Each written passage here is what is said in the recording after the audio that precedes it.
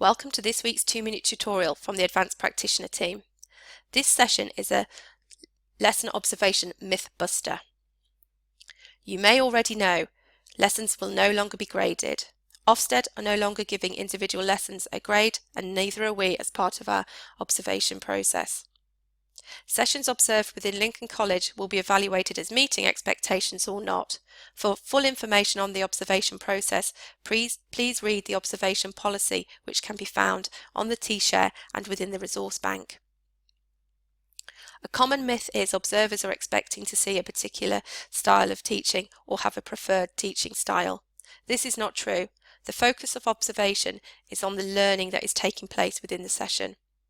Ofsted clearly state in the Inspector's Handbook that they have no preferred teaching method, and neither do we.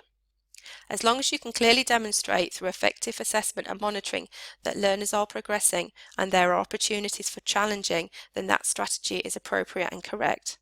Remember, learning is the focus. There is a body of evidence that supports active learning as an effective way of promoting deeper learning. However, there may be times when a more teacher-centered activity or strategy is appropriate.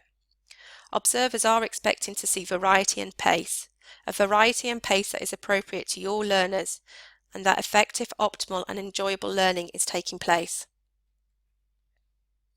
You will not get negative feedback from your observer if you have to wait to get into your classroom.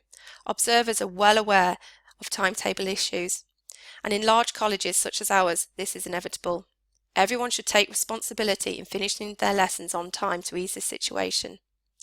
If you are following another colleague into a classroom, it is important that you set the classroom up to meet the needs of your learners in a way that is appropriate for the type of lesson you are delivering. If you have planned group work or activities, then consider moving around the tables to fit this purpose. Learners cannot work collaboratively if they are sat in rows.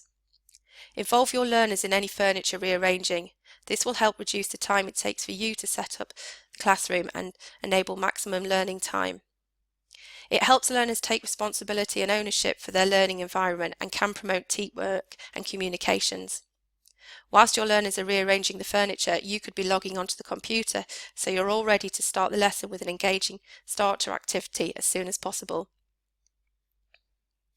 You don't need to explain your lesson plan or any other documentation you have at the start or during your lesson to the observer. Observers want to see the lesson and assess the learning that's taking place. They want to see a prompt, effective and engaging start. They do not want to have an impact on your lesson by distracting you from your practice.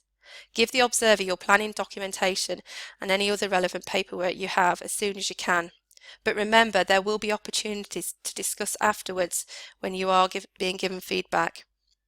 There may be times where you have important relevant information you feel the observer should know early on. If this is the case, then make sure you give this to the observer discreetly, tactfully, with minimal impact on the lesson you are delivering. For more information and handouts to support this session, please have a look on the resource bank within the staff area on Moodle. Thank you for your time. If you require any more support or clarification on any of the points raised in this 2-minute tutorial, please contact the Advanced Practitioner team via my email. Thank you very much.